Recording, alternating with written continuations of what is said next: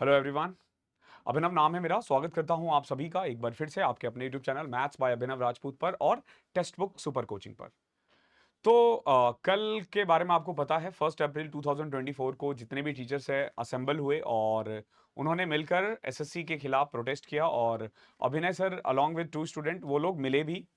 जहाँ तक मेरी बात हो पाई है कुछ लोगों से पर्सनली, तो उसके बारे में मैं आपको बता रहा हूँ। तो कुछ डिमांड आई है जो हमने डिमांड रखा है, और लेकिन कुछ चीज़ें जो एसएससी चेयरमैन ने बताई है कि जो उनमें ऑलरेडी वो लोग प्लान करके रखे थे कि ये चीज़ें आने वाले दिनों में होने वाली है। अब आई डोंट नो कि वो हम लोगों को देखकर उन्होंने ऐसा कहा या फिर अपनी मर्जी से उन्होंने ऐसा कहा। लेकिन एक जिसके ऊपर ना सबसे ज़्यादा न्यूज़ बन रही है, जिसके बारे में ना बच्चे परेशान हैं और कमेंट भी आ रहे हैं इस चीज़ पे कि सर वेंडर चेंज होगा। एक बच्चा लिखता है कि सर वेंडर चेंज होगा, मैंने किरण पब्लिकेशन की किताब खरीदी, मेरा पैसा बर्बाद हो गया। सर मैंने इसकी किताब खरीदी और ये चेंज हो गया, मेरा पैसा बर्बाद हो गया। तो मैं ना एक बार फिर से आप लोगों को यही बोलना चाहता हूं कि एक तो देखो ऐसी न्यूज़ से ना परेशान नहीं हुआ करते, ठीक है? मतलब हम हो जाते हैं कई बार, मैक्सिमम टाइम हम नहीं होते हैं, ठीक है? तो ऐसी न्यूज़ से ना आपको परेशान नहीं होना चाहिए। वेंडर चेंज होने से ना कुछ इंपैक्ट नहीं होने वाला, मैं आपको बताता हूं क्यों। अब जैसे आप जब हमारी क्लासेस देखते हो ना, तो हमारी क्लासेस में ऐसा नहीं है कि सिर्फ एसएससी के क्वेश्चंस होते हैं। हम लोग रेलवे के क्वेश्चंस उठाते हैं, हम लोग बैंकिंग के उठाते हैं, हम लोग आरबीआई के उठाते हैं, और हर जगह तो टीसीएस है नहीं। हर जगह तो टीसीएस है नहीं। इवन मैंने अपनी क्लासेस में मैं कैट के भी क्वेश्चंस उठाता हूँ, आरबीआई ग्रेड बी का उठाता हूँ, सीडीएस का उठाता हूँ, यूपीएससी का उठाता हूँ। तो जो आप तैयारी करते हो ना, वो कंप्लीट की तैयारी आप कर रहे होते हो ऑलरेडी। और एक और चीज मैं आपको बोलना चाहूंगा, अगर वेंडर चेंज भी होता है ना, तो कंसेप्ट चेंज नहीं होने वाला। ऐसा नहीं है कि मैथ्स रीजनिंग बन जाएगा, रीजनिंग मैथ्स बन जाएगा, मैथ्स में नए चैप्टर्स ऐड हो जाएंगे। ऐसा कुछ भी नहीं होने वाला है। तो बेवजह परेशान मत रहो। क्या पीवाईक्यू की इंपॉर्टेंट घट जाएगी? बिल्कुल भी नहीं। प्रीवियस ईयर क्वेश्चंस कभी भी उसकी इंपॉर्टेंस नहीं कम होती है। मैं आपको बताता हूं क्यों। से मैं ना आपको जब आप गवर्नमेंट जॉब में चले जाओगे, ठीक है, तो कई बार ना ऐसा काम आएगा जो बिल्कुल ना आपके लिए नया होगा। ठीक है, फॉर द फर्स्ट टाइम आप वो काम कर रहे होंगे, या आपके पास भी कई बार ऐसे काम आते होंगे जो आप पहली बार कर रहे होंगे।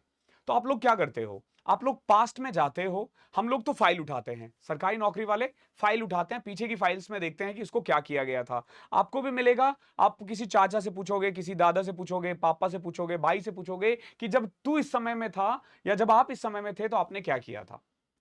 तो दैट मीन्स कि मेरा कहने का सिंपल मतलब है कि अगर कोई नया वेंडर भी होता है ना, तो जब वो पेपर सेट करेगा ना, तो वो प्रीवियस ईयर क्वेश्चंस को देखकर ही बताएगा कि हाँ भाई एसएससी का ये पैटर्न है, ऐसे ऐसे होगा। ओके, और ऐसा नहीं होगा कि वो रॉकेट साइंस बना देंगे। ठीक है, पेपर बहुत टफ बना देंगे। ठीक है, पेपर मॉडरेट लेवल का ही बनेगा, इजी टू मॉडरेट जो बनता आया है। और कोई भी अगर एग्जाम पहली बार कंडक्ट करवाती है ना, तो वो इजी पेपर करती है। देखो, हम लोग बार बार कहते हैं पेपर का लेवल थोड़ा अच्छा होना चाहिए। इसका सिंपल एक कारण क्या है ना, देखो, दो टाइप के बच्चों का एग्जाम्पल देता हूं। एक जो 4 साल से तैयारी कर रहा है, उसने पीवाईक्यू रट लिया है, उसको एसएससी का पूरा पैटर्न पता है, ओके, और वो टफ टफ क्वेश्चंस भी लगा लेता है। एक नया बच्चा है जो 6 महीने पहले तैयारी करता है, वो 5 साल का क्वेश्चन देख लेता है, ठीक है, और इजी क्वेश्चंस उससे हो जाते हैं, डिफिकल्ट क्वेश्चन वो छोड़ दे रहा है। क्यों? क्योंकि शायद एग्जाम में आ जाए, शायद नहीं आए। तो जब एग्जाम में ना पेपर इजी होता है ना, तो वो 4 साल और वो 6 महीने वाला जो बच्चा है ना, वो बराबर है। 4 साल और 6 महीने बराबर है। मैं आपको नॉर्मलाइजेशन का ही केस बताता हूं। ओके, मैं क्यों बोलता हूं कि पेपर डिफिकल्ट होना चाहिए। मैं ना 2018 में लास्ट सीजीएल दिया था, और मैं ना टफेस्ट शिफ्ट में बैठ गया था प्री में। मैथ्स में मेरे 50 थे, रीजनिंग में 50 थे। ओके, दोनों में मेरे 50-50 थे, और वो टफेस्ट शिफ्ट था। और इंग्लिश वगैरह में भी इतने थे, और जीके में मेरे 27.5 थे, जो उस समय तक का मेरा हाईएस्ट था। और इंग्लिश में भी मेरे 32 या 39 के अप्रॉक्स थे। टोटल 167.5 बने थे। आपको पता है, अगर पेपर इजी भी आता ना, तो भी मेरे इतने ही नंबर आते, 170 या 75 भी ही आते। ऐसा नहीं है कि 167 200 में कन्वर्ट होता। लेकिन मेरा नॉर्मलाइज स्कोर पता क्या था? 196। मैं ना अगर 500 पेपर दूंगा ना मॉक, तो उसमें एक में भी मेरे 180 नहीं आएंगे। अब तो खैर 160 भी ना आए, शायद 130 140 पटक जाऊंगा।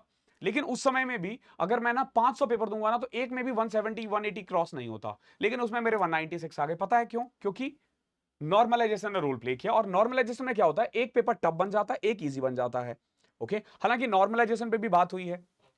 बात क्या हुई है कि नॉर्मलाइजेशन पे उन्होंने एक कमिटी बनाई है या बनाने वाले हैं और वो लोग नए फॉर्मूले पे बात करेंगे। ठीक है, फॉर्मूला बिल्कुल होना चाहिए और मुझे लग रहा है कि परसेंटाइल पे काम होना चाहिए कि परसेंटाइल जो होता है ना वो बेस्ट होता है। आप टॉप के स्टूडेंट्स को उठा लेते हो। बाकी एक सुझाव ये भी होगा जो मैक्सिमम टीचर्स भी देते हैं या बच्चों भी का भी को भी अच्छा लगेगा। देखो, अगर आप 40 शिफ्ट में ले रहे हो ना, तो आप क्या कर सकते हो कि 40 के 40 शिफ्ट से ना इक्वल स्टूडेंट उठा लो। ओके, तो इससे एटलीस्ट ये होगा बच्चों को ना अपने शिफ्ट वालों के साथ फाइट करना है। हाँ, ये भी अनफेयर है क्योंकि ऑब्वियस ही बात है, एक शिफ्ट में अगर इंटेलिजेंट बच्चे बैठ गए फिर कट ऑफ तो बढ़ेगा ही बढ़ेगा। ओके, और उनके साथ नुकसान भी होगा, लेकिन ये एक लीस्ट है जो हम कर सकते हैं।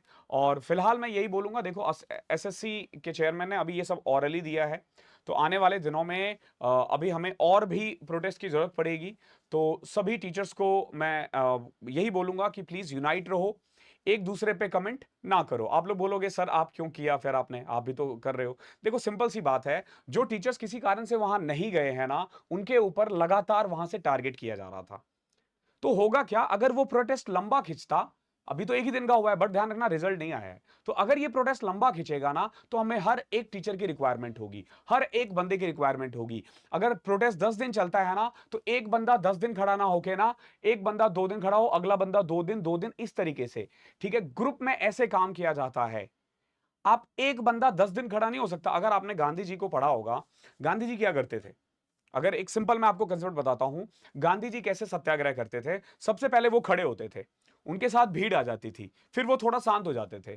भीड़ लेकिन अभी भी डटी हुई है, लेकिन जैसे ही भीड़ शांत होने वाली होती थी ना, तो गांधी जी एक बार फिर से आगे आ जाते थे और लोगों में क्या होता था, फिर से जोश बन जाता था। तो ये कुछ टेक्टिक्स है जिनका हमें यूज करना चाहिए, रेदर देन कि ऐसे स्टेटमेंट पास करना कि जो टीचर पढ़ा रहे हैं उन्हें जाके उनके कमेंट में सुनाओ। ओके, तो इन चीज़ों से अवॉइड करना चाहिए मैं अभी भी। और थैंक यू सो मच अभिनय सर, आपने हम टीचरों का, हम बच्चों का, जितने भी स्टूडेंट हैं उनकी बात रखी वहाँ पे, जो एक्चुअली में बहुत नीडेड था। Once again thank you so much, और आगे जो भी ज़रूरत होगी हम खड़े हैं। ओके, और ध्यान रखना इस चीज़ का, वेंडर चेंज पे कोई इफेक्ट नहीं है। एक और चीज़ मैं आप लोगों के लिए क्या कर सकता हूं कि 2016-17 के ना कुछ शिफ्ट्स का पेपर करवा दूंगा मैं आपको, जो सिर्फ कंडक्ट किया करती थी।